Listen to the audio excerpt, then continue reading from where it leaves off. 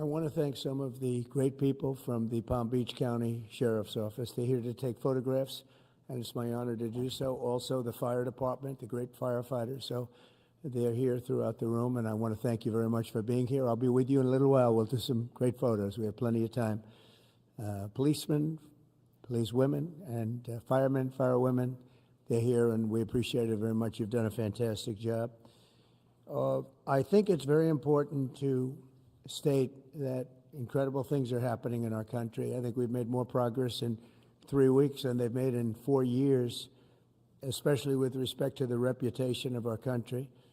And people are respecting us again as a country and as a powerful country, and maybe a smart country, but maybe not so smart, because when you look at some of the waste, fraud, and abuse that's being uncovered by DOJ, and the people at DOJ, these are young, often young, but super brilliant people, incredible computer scientists and other things, and they're finding levels of fraud and waste and abuse like I think nobody ever thought possible. But before we do that, I just want to ask Will to come over. I've just finished signing some executive orders, and if we could start with that, Will, you might want to come up here and just explain what we did. Thank you. Good afternoon, y'all. A short while ago, President Trump signed three items. The first is an executive order relating to the affordability and availability of in vitro fertilization and other fertility treatments. These are treatments that have become unaffordable for many Americans, or have been unaffordable for many Americans. And the executive order is a directive to the Domestic Policy Council to examine ways to make IVF and other fertility treatments more affordable for more Americans. The second item that we signed was a presidential memorandum imposing radical transparency requirements on government departments and agencies, in keeping with President Trump and the administration's broader commitment to governmental transparency. What this presidential memorandum would do is require, as waste, fraud, and abuse is uncovered, as programs are canceled, and ultimately as taxpayer dollars are saved, this presidential memorandum would require departments and agencies to make all of the details of that freely available to the public. Lastly, we have another executive order that President Trump signed relating to independent agencies. This executive order would establish important oversight functions in the Office of Management and Budget and its subsidiary office, OIRA, supervising independent agencies and many of their actions, and also reestablishes the longstanding norm that only the President or the Attorney General can speak for the United States when stating an opinion as to what the law is. Thank you very much, Will. That was the primary purpose of this conference, to explain that they're all very important in their own way. Fertilization, I've been saying that we're going to do what we have to do, and I think the women and families, husbands, are very appreciative of it. But that was it. I do want to say while I'm up here, I've been contacted by some of the biggest companies in the world, and because of what we're doing economically and through tariffs and taxes and incentives, they want to come back into the United States. And we'll be announcing various very large companies, the biggest actually, and they'll be coming back, having to do with chips and having to do also with cars and lots of other things. We're going to be announcing some very, very big, momentous decisions are being made by companies all around the world, the biggest, and they want to come back into the U.S. Car plants are being canceled in other locations now because they want to build them here. And you read about a couple, not that I want to mention names or anything, but you read about a couple of big ones in Mexico just got canceled because they're going to be building them in the United States. And that's very simply because of what we're doing with respect to taxes, tariffs, and incentives. And I think it's a very important thing. And you'll be seeing this over the next probably over the next 2 years, to be honest, but you're going to see a lot of it over the next couple of weeks. A lot of big ones are going to be announcing. And so while we're here, I guess we can take a couple of quick questions. Go ahead, please. Please. Mr. President, have you decided specifically what the auto tariff rate should be? Yeah, I probably will tell you that on April 2nd, but it'll be in the neighborhood of 25%. What about semiconductors and pharmaceuticals? It'll be 25% and higher, and it'll go very substantially higher over a course of a year. But we want to give them time to come in because, as you know, when they come into the United States and they have their plant or factory here, there is no tariff. So we want to give them a little bit of a chance. Yes, thank you. The EU, Andrea Shalal, the EU representative is going to be here in Washington tomorrow. He's going to be meeting with Hassett and Greer and Letnick. What can the EU do to sort of avoid the reciprocal tariffs that you've talked about? And, you've talked a lot about the VAT. Do you expect them to reduce that? Well, they did already, as I understand it, reduce their car tariff all the way down to what we have. And a lot of that will take place, and I think some won't do it and some will do it. But the EU had a 10% tax on cars, and now they have a 2.5% tax, which is the exact same as us. So already we've saved a tremendous amount. That would be great. If everybody would do that, then we'd all be on the same playing field. Because essentially what we're doing with the tariffs is, they charge us, we charge them, same amount. And it's called reciprocal, actually. And whatever they charge us, we're charging them. And so the EU is, I appreciate that they did this, but, the EU has been very unfair to us. We have a deficit of $350 billion. They don't take our cars.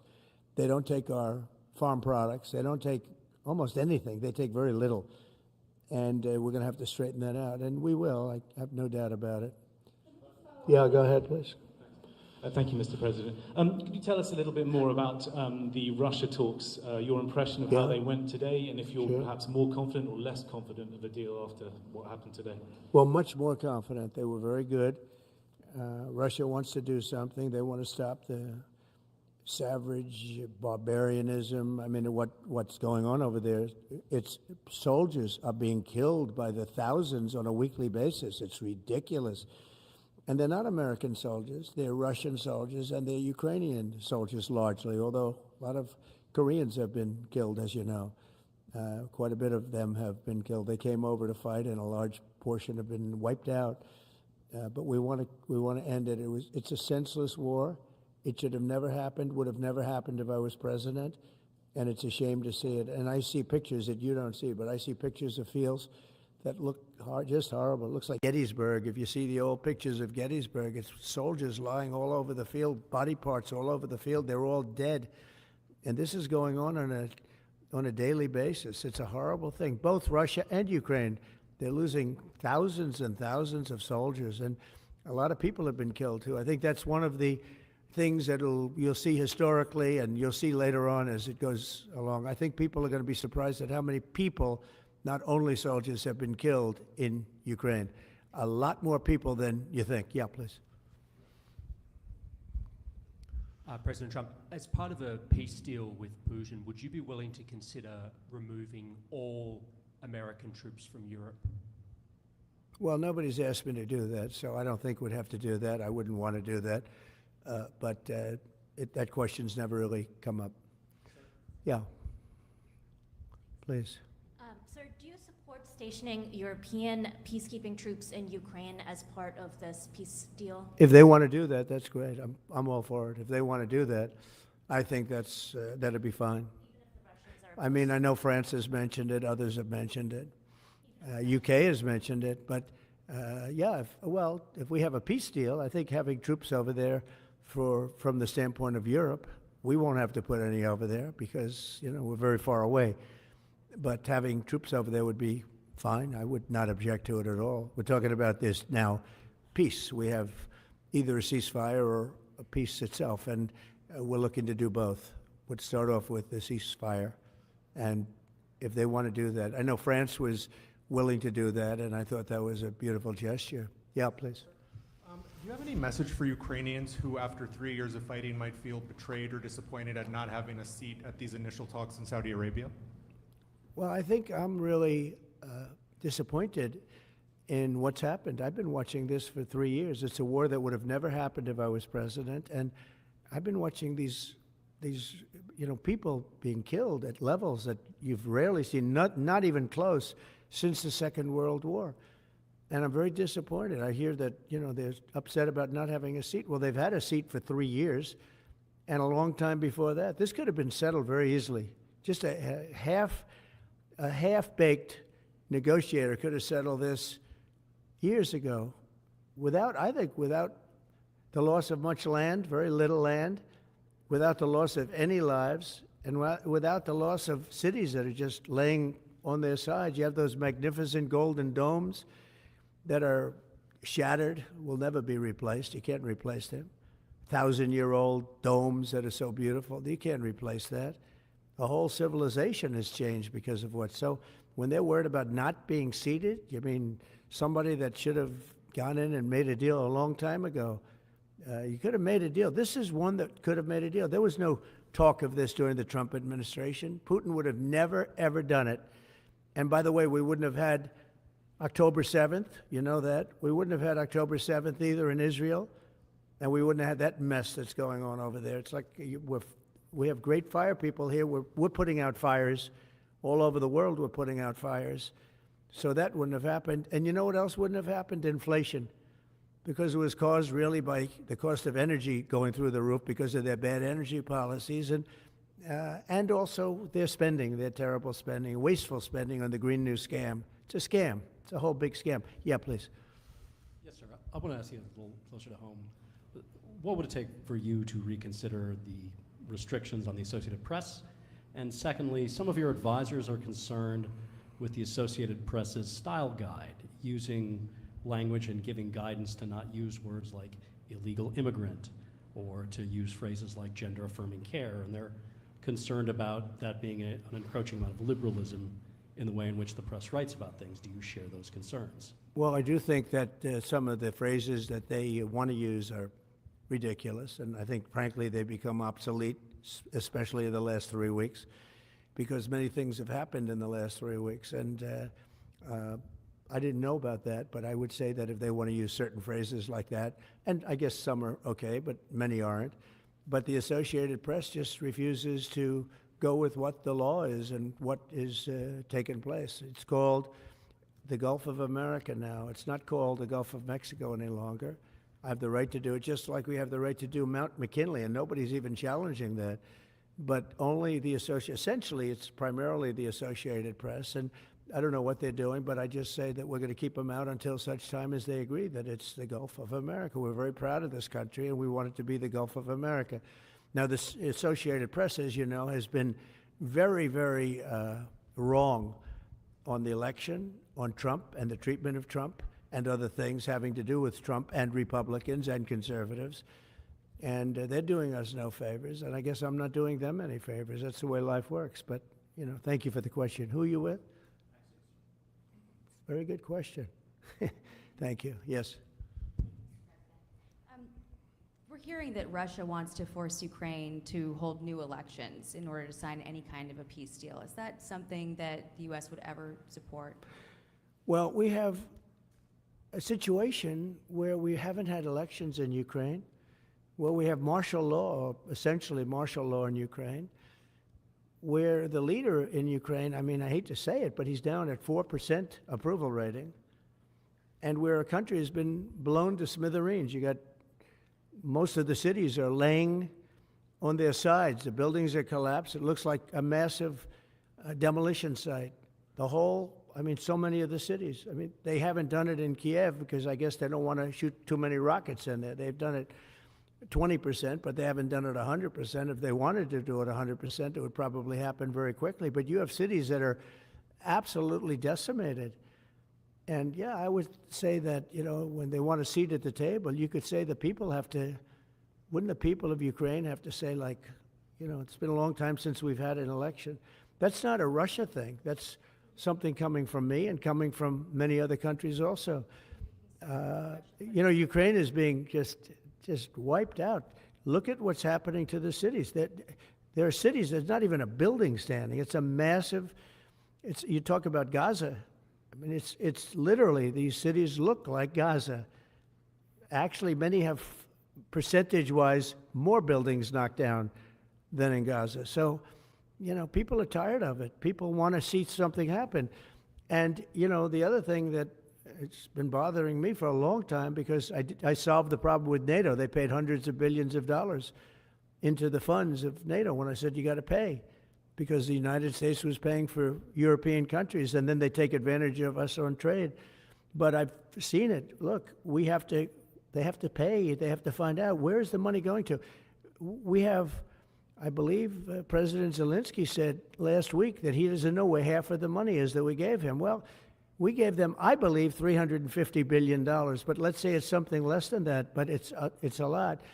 And we have to equalize with Europe, because Europe has given a very much smaller percentage than that. I think Europe has given $100 billion, and we've given, let's say, 300 plus, and it's more important for them than it is for us. We have an ocean in between, and they don't. But where is all the money that's been given? Where is it going? And nobody, I've never seen an accounting of it. We give hundreds of billions of dollars. I don't see any accounting. So I want to see peace. Look, you know why I want? Because I don't want all these people killed anymore. I'm looking at people that are being killed, and they're Russian and Ukrainian people, but they're people. Doesn't matter where they're from on the whole planet. And I think I have the power to end this war. And I think it's going very well. But today I heard, oh, well, we weren't invited. Well, you've been there for 3 years. You should have ended it 3 years. You should have never started it. You could have made a deal. I could have made a deal for Ukraine that would have given them almost all of the land, everything, almost all of the land, and no people would have been killed, and no city would have been demolished, and not one dome would have been knocked down. But they chose not to do it that way. And President Biden, in all fairness, he doesn't have a clue. What he was so bad for this. He was so bad, so pathetic. It's so sad. But with all of that being said, look, it is what it is. When I left, there was no chance that this could have happened. But it happened because we had incompetent leadership at many different levels. But when you see what's taken place in Ukraine with millions of people killed, including the soldiers, millions of people killed, a big percentage of their cities knocked down to the ground. I don't know how anybody even lives there. You know, when they say they took a poll and Zelensky's at 4%, who's living there? You know, I mean, it's hard to believe that people live there. Their cities are being knocked down, and this is something that would have never happened. And by the way, for 4 years, it didn't happen. It was never going to happen. Go ahead. One follow-up question. How would you counter the perception, because Russia's pushing for this, obviously, they don't really hold true elections, that would be a capitulation of some sort? How would you guard against potentially Russia installing a puppet government? And then finally, how would that new election have an impact on getting Zelensky to sign the rare earth minerals deal? Look, you have leadership, and I like him personally. He's fine. But I don't care about personally. I care about getting the job done. You have leadership now that's allowed a war to go on that should have never even happened, even without the United States. Look, we had a president who was grossly incompetent. He had no idea what he was doing. He said some very stupid things, like going in for portions and all of the things. He made a lot of bad statements, but he's grossly incompetent, and I think everyone knew that. This is something that should have never happened, would have never happened. And I used to discuss it with Putin. President Putin and I would talk about Ukraine. It was the apple of his eye, I will tell you that. But there was never a chance of him going in. And I told him, you better not go in. Don't go in. Don't go in. And he understood that. He understood it fully. But I'm only interested. I want to see if I can save maybe millions of lives. This could even end up in a World War III. I mean, to be honest with you, you've been hearing now Europe is saying, well, I think we're going to go in and we're going to go. All of a sudden, you're going to end up in World War III over something that should have never happened. And, you know, it's a very sad situation. Yeah, please. In a court filing, the White House said that Elon Musk is not a DOJ employee and has no authority to make decisions. Can you clarify for us today Well, what Elon his Musk, exact role is there? yeah. Elon is, to me, a patriot. So, you know, you could call him an employee, you could call him a consultant, you could call him whatever you want. But he's a patriot. I mean, look at the kind of things. I just said, just write it down, just in case that question got asked, right? And which I'm surprised it took so long, actually. But you know what? Ukraine's a bigger deal because people are dying by the thousands a week, thousands. But look at this, from 90 to 99, Social Security, 6,054,000 people. Well, that's okay. Maybe that's possible. You know, 90 to 99, maybe it's possible. It's a lot of people, though, at that. But people that live to 100 to 109, 4,734,000. Wow, that's a lot. That means over 100 years old. They're 4 million people? I don't know too many. I know people that are doing great in their 90s, but not too many people over 100. But over 120, from 120 years old, people that are 120 years old up to 129, 3,472,000 people. Wow. You know that can't possibly be, because the record is like, I think it's one person, a woman, lived to 127, but they have 3,472. Okay, but now we're going really in. People from 130 years old to 139 year old, 3,936,000. Wow. I wonder if people are getting paid with all this. I mean, are these checks? And that's what we're checking right now. People from 140 years old to 149 years old, 3,542,000, 140 years old and beyond. Now we're really going, because we're looking to break the record by 25 years. People from 150 years old to 159 years old, 1,345,000. These are in the, by the way, these are in the computer files. This is what they do well. They're super. I asked Elon, who are these Doge people? He said they're super brilliant computer people and they love the country. It's simple. Wait a minute. People from 160 years old to 169 years, 121,000. So 160-year-old people. 170 to 179,000, 6,087. But now, let's go into the real numbers. From 200 to 209 years old, 879 people. From 210 years old, I haven't met any of them. And if I did, I would bless them. I would worship the ground they walk on. 210 to 219 years, 866. From 220 years old to 229 years old, 1,039.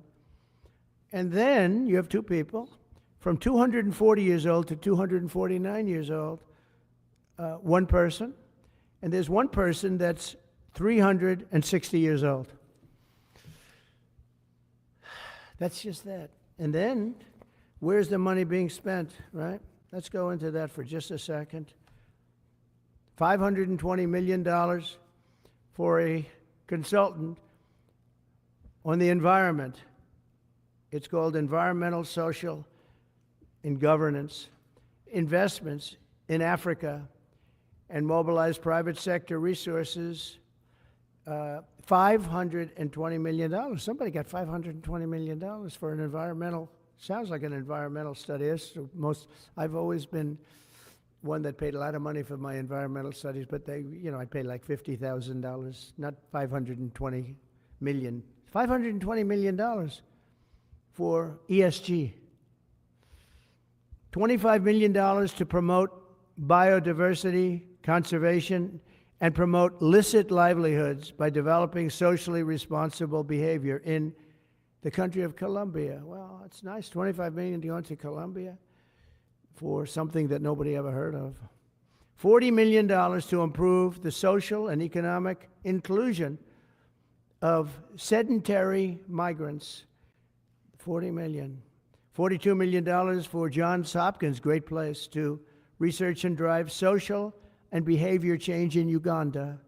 $42 million. What about us? What about social change in our country? $70 million for a center at Purdue to research university-sourced, evidence-based solutions to developmental challenges. I mean, these are massive numbers on things that nobody ever heard about. $10 million for Mozambique voluntary medical male circumcisions. $10 million for circumcisions in another country. $9.7 million for UC Berkeley to develop a cohort of Cambodian youth with enterprise-driven skills. In other words, let's teach them something about enterprise. What about our people? Can't we teach them about enterprise? $2.3 million for strengthening independent voices in Cambodia. $32 million to the Prague Civil Society Center, which is a very liberal group of people. Wonder how much of that money came back to the people that approved it. $14 million for improving public procurement in Serbia. $486 million to the Consortium for Elections and Political Process Strengthening, including $22 million for inclusive and participatory political process in Moldova, and $21 million for voter turnout in India. Well, why are we giving $21 million to India? They got a lot of money. They're one of the highest taxing countries in the world in terms of us. We can hardly get in there because their tariffs are so high. I have a lot of respect for India. I have a lot of respect for the Prime Minister. He just left, as you know, 2 days ago. But we're giving $21 million for voter turnout. It's voter turnout in India. What about, like, voter turnout here? Oh, we've done that, I guess. We did $500 million, didn't we? It's called the lockboxes. $20 million for fiscal federalism in Nepal. Listen to these numbers. This is all fraud. $19 million for biodiversity conservation in Nepal. $1.5 million for voter confidence. We want to give them confidence in Liberia. $14 million for social cohesion in Mali. $2.5 million for inclusive democracies in South Africa. $47 million for improving learning outcomes in Asia.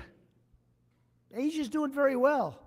They're doing a lot better than we do in the schools, aren't they? $2 million to develop sustainable recycling models to increase socioeconomic cohesion among marginalized communities in Kosovo and Eskali and in Egypt. We're talking about hundreds of billions of dollars. I could, by the way, I could read this all day long. I could go on all day long, and you'll see hundreds of billions of dollars, and we're doing it. But when I saw the Social Security numbers, I said, wow, that's really something. So we have, let's just go above 100 years old. We have millions and millions of people over 100 years old. Everybody knows that's not so. We have a very corrupt country, and it's a sad thing to say, but we're figuring it out. Now, the good thing about Social Security and what I read is if you take all of those numbers off, because they're obviously fraudulent or incompetent, but if you take all of those millions of people off Social Security, all of a sudden we have a very powerful Social Security with people that are 80 and 70 and 90, but not 200 years old. You know, so it's a very positive thing. How about over here? Yeah, please. Your reaction to Michelle saying the head resigning after the Doge? Who resigned? The head of Social Security. I don't know. I mean, I resigned or got fired. I think got fired. You know, when you fire somebody, they always resign, and then they say, we resigned. But when you have numbers like that, I think really it's got fired. They have to get fired. Who would keep them? How could you have numbers like this? Now, the big thing is, how many of these people got paid? Were they getting paid? Were they getting paid? How many of them were getting paid Social Security? Because if that's the case, it's a massive fraud. We'll have to call those great Palm Beach police into this situation, right? You guys would figure that out very quickly. But how many of them are being paid? I mean, maybe millions of them, but it's a total fraud. Also, a lot of illegal immigrants are in Social Security that shouldn't be there. Yeah, please, go ahead. Mr. President, there was a big wave of probationary federal workers who were fired over the weekend. Some of these workers focused on nuclear weapon security, were immediately rehired. Do you have any concerns about how these terminations have played out? No, not at all. I think we have to just do what we have to do. It's, you know, you're gonna, it's amazing what's been found right now. It's amazing. If we feel that in some cases they'll fire people and then they'll put some people back, not all of them, because a lot of people were let go. Don't forget, I got elected on the basis of making our government stronger and smaller, because we have millions of people that obviously they're paying millions of people that shouldn't be paid. And that has also to do with workers. Yeah, please. No, go ahead. Axios, New York Times. Sorry. Mr. President, given your concerns about corruption, you said that if there were any conflicts of interest with Elon Musk, you wouldn't let him anywhere near it. That's right. Doge and SpaceX employees are now working directly at the Federal Aviation Administration and the Defense Department. agencies that have billions of dollars in contracts with Musk's companies or that directly regulate his companies. How is that not a conflict of interest? Well, I mean, I'm just hearing about it, and if there is, and he told me before I told him, but obviously I will not let there be any conflict of interest. He's done an amazing job. They've revealed, in fact, he's going to be on tonight, a big show called Sean Hannity at 9 o'clock, and he's on and I'm on, and we talk about a lot of different things. And any conflicts, I told Elon, any conflicts, you can't have anything to do with that. So anything to do with possibly even space, we won't let Elon partake in that. Yeah, please. On immigration, sir, you said you would be sending the worst of the worst to Guantanamo Bay. What we're finding out is that there are a lot of low-risk migrants who don't have a criminal background who are also being sent. Are you thinking about this differently now? No, about who's they're going to being be sent? brought back to their countries. And with some persuasion, every one of those countries, everyone in the, as you know, every country is taking the people back. So some of them are going to be brought back to, many of them, any of them that are low risk, as you say, are going to be brought back to their countries. Yeah, go ahead, please. Can you give us a bit of an update on where you stand with Venezuela? Yeah, It's sure. oil. There's basically a monthly license that can soon extend. Well, to you know, 6 we had months. Venezuela on the run, and it looked like that was going to be very good. And when Biden came in, as he always does, he screws it up. And they started buying millions and millions and millions of dollars of oil, billions of dollars actually, of oil, and it gave them a new life, a new really lease on life.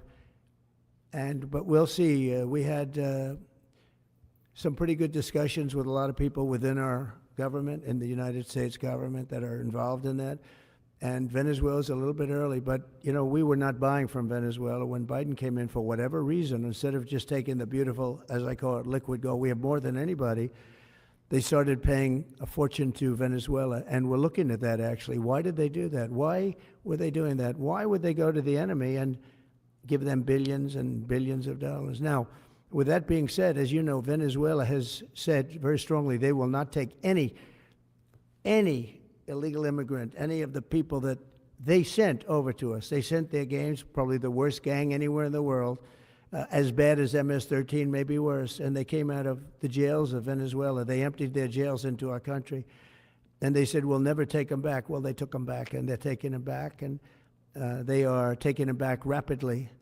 They were sending a lot of people to Venezuela. They said they wouldn't take them back, and they are taking back. But we're looking at Venezuela very seriously, and we're going to be able to. Don't forget, I've only been here for 3 weeks. Yeah, please. Just a little clarity on, are you inclined to continue to allow Venezuela, through, I think, Chevron and other oil companies, to export those petroleum products, or are you Maybe inclined not. to pull back on Yeah, maybe not. We're looking at that now. I just got here. When I left, they weren't doing anything. They were ready to go. We give up. And then Biden came along and he gave them literally billions of dollars. I couldn't believe it, actually. And we have so much under our feet, liquid gold. We have so much, and it was pretty amazing. So we're looking at that whole situation, why he did it. All right, how about one more? Yeah, please.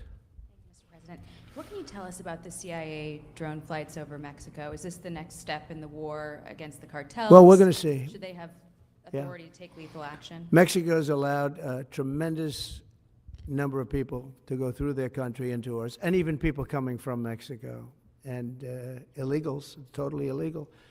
They've allowed people to empty jails into Mexico and then let them come through with this totally ridiculous open border policy of the Biden administration. So millions of people have come in, and hundreds of thousands, and actually millions, are criminals. They came in from jails all over the world. They'd release them into Mexico, and they come into our country. And they also came in from Canada, by the way, large numbers through Canada. In fact, when we closed up the one border, they came in through the other border. So Canada is not an uninterested party. But I will say this, we're dealing with Mexico. I have a very good relationship with Mexico, but I think Mexico is largely run by the cartels, and that's a sad thing to say. And if they wanted help with that, we'd give them help.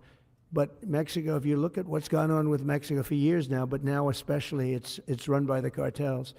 And they've allowed millions of people to come into our country from jails and prisons of other countries from all over the world, not just South America, Africa, Asia, all over. A lot from the Congo in Africa, a lot. They opened their jails. They came in through Mexico, and we have some of the worst criminals coming in from the Congo and other places. So it's not just South America, and it's not just Venezuela, but they opened their jails. And you know, the crime rates in Venezuela and other places all over the world has gone way down. You know why? Because they've given us their prisoners, they've given us their drug lords and their gang members, and it's hard to believe that we accepted this. It's hard to believe that we allowed open borders, and we're taking in, you know, hundreds of thousands and millions of people coming in from all over the world that are absolute stone-cold criminals. In fact, 11,088 murderers, and many of those people have murdered more than one person.